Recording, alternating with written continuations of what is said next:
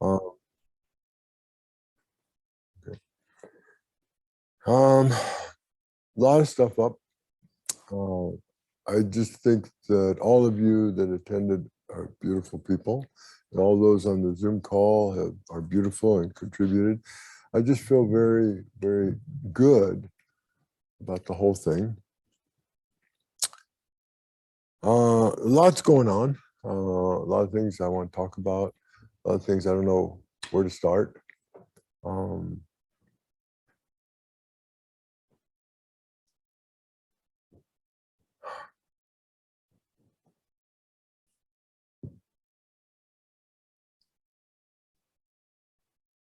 Yeah, maybe I just start with this. I know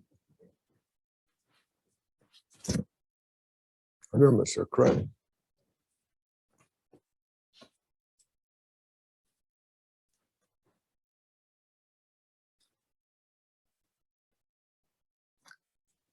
Mark, can you come up?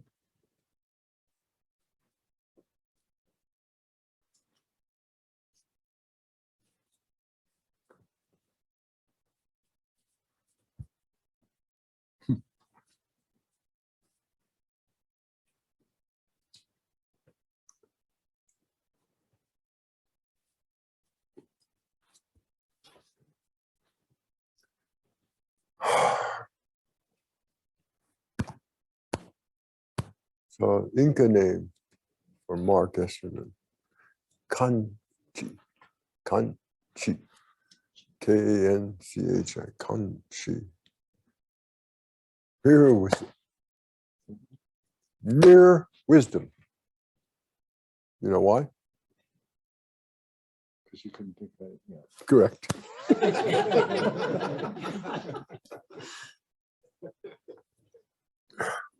Thank you. The least decorated, least performed ceremony is the ceremony for Inca. That's it. It's over. So I haven't written the poem yet. I only decided at breakfast this morning an hour ago. So I had to run home and get the Raksu. I've been waiting. I'm only giving Raksus and Inca when I'm sure. And how sure can I be? Well, maybe 90%.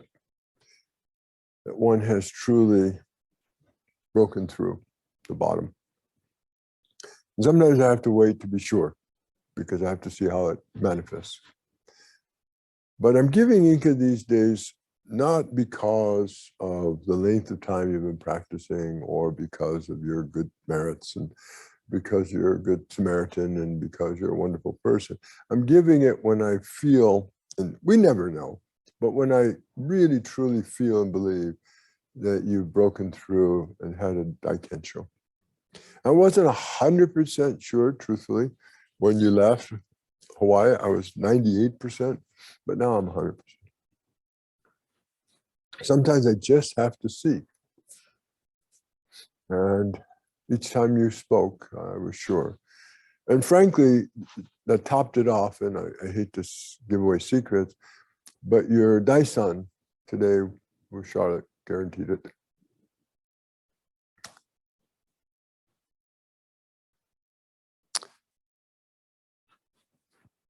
Mark's been practicing for more than half a century. I'm probably the only one here practicing longer than myself. And of course, it's been hell. That's what practice can be. He had a very strong, powerful Japanese teacher for many years, was basically his first and mostly, almost only student and disciple, and took many a beatings. And some of them, frankly, unconscionable, if I'm saying that right. I'm not going to go into the details, but some of them were tough. And maybe I've been the opposite in many ways. I try not to be a badass Japanese master for Mark. And maybe I've been even too kind at times. I loved what Jigen did with you this morning. That was powerful. They can share it. I'm not going to share it, but it was very powerful and probably tougher than I could be, because I don't want to duplicate. Yeah. But I think in Hawaii, I was pretty tough. And when I'm one-on-one with you, I feel I can be more direct because I'm not shaming when I say certain things. It's not public. And every person that has been to see me, I feel has really progressed. And I've gotten a lot out of it. And I'm hoping over the time to continue to see people in this way. More and more, the old form is not mine. I can put it back on, but it's not mine. It's someone else's clothing. But more and more, the essence of Zen is here. And I love meeting with you one-on-one, but I like time. I don't like the old traditional Dokusan, 2 seconds, 3 seconds, blah, blah, blah, blah, blah, blah. But it works. It's good. It keeps you from getting conceptual, from getting into your story, from telling your life story a million times like I do all the time. You know, and maybe why I do it is because Roshi never tolerated that. So I have to do it. I'd be lying if I said I'm surprised because we've been talking about this. Why don't you come up here?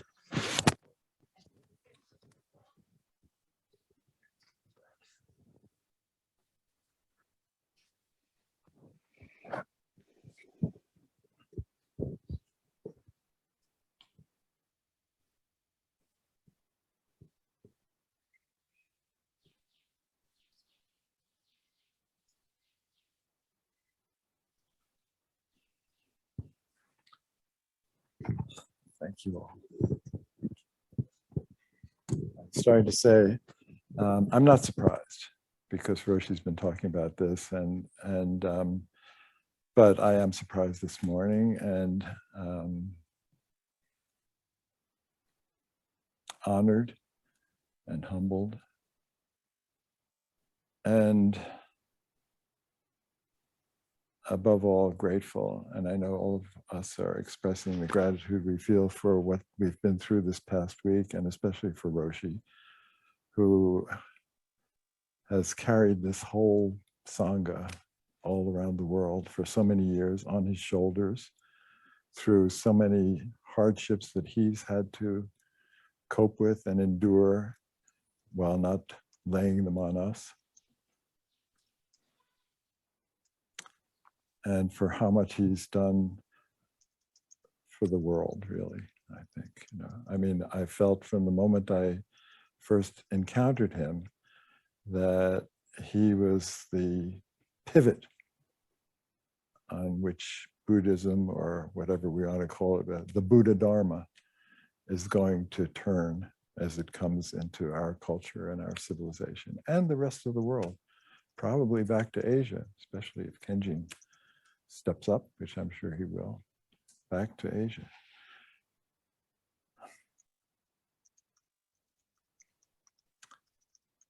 You know, today especially, I feel so much gratitude to all the people who've made this possible, who've brought me to this moment. First of all, my wife, my wonderful wife, and my family and people who are gone. I wish I could thank them. Maybe this is a form of thanks. I mean, in the Shukai Tokudo ceremony, we talk about this is our practice, our sincere practice is the expression of our gratitude. And I believe, it's just a belief, but this is a way I can express my gratitude to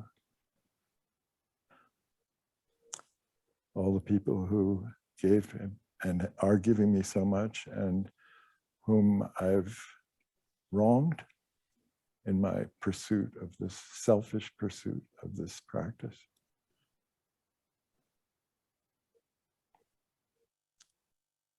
And above all to Roshi. And, you know, as I expressed the other day, that I really felt that what I experienced when we were together in Hawaii really opened up the possibility much deeper for me of gratitude. And that's just a blessing. I mean, it's such a relief, it's such a opening and such a possibility of appreciating so much more, which I, and I'm sure all of us, you know, can't fully experience and express in our words, in our behavior, but it's there. You know.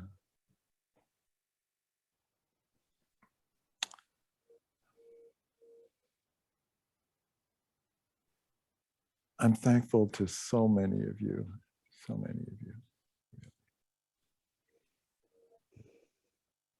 And to the people out there in Zoom land.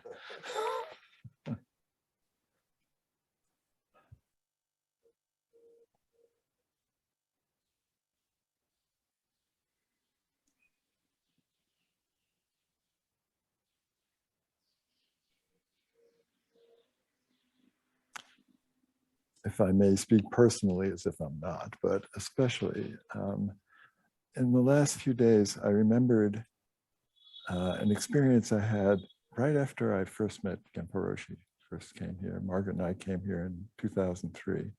And I've told a lot of you about how I was just flabbergasted by Big Mind, and more by Roshi, because Roshi is Big Mind. And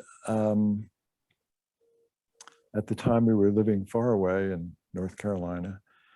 And when we returned to our then home, the first night I had a dream. And it stuck with me, and I guess I rarely remember my dreams, but this one was so vivid. And in the dream, I was in Brooklyn, which is not exactly my native land, but I was walking through a neighborhood that wasn't familiar, but I came to a large house that was familiar. And it turned out it was a Zen temple. And I was standing on the street by myself.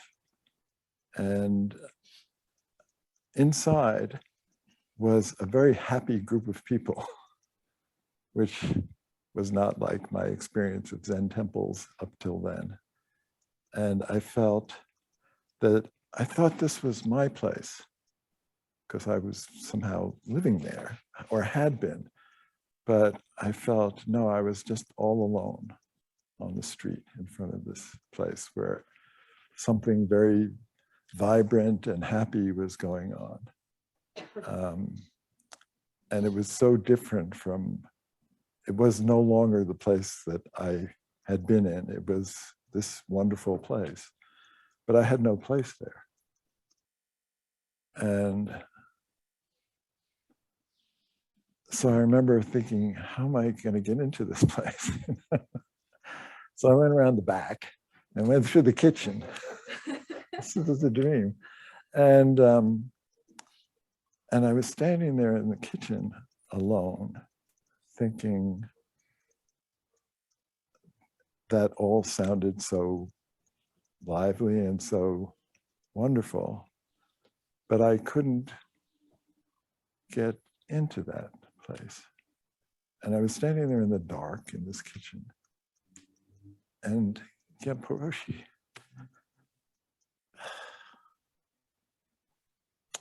came into the room and he embraced me.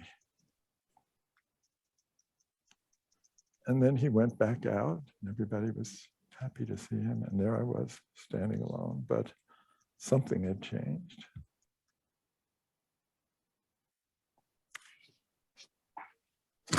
Whoa.